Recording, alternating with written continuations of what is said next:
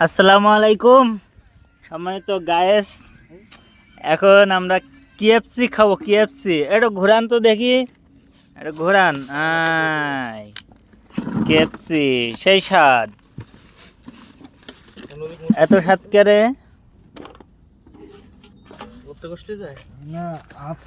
Up তো দোয়ার জন্য ঘুরাতে আপ শুনেছে। ও সেই স্বাদ, এত স্বাদ কে কি বাতে জমতর কি ভালো সেই হাত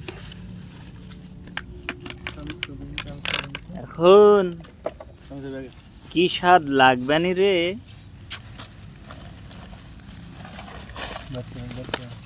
চামচ কি তিনটাই আমি যা দিয়ে দিয়েছি। আচ্ছা আমরা কোনটা খাবো? আমি খাই সমস্যা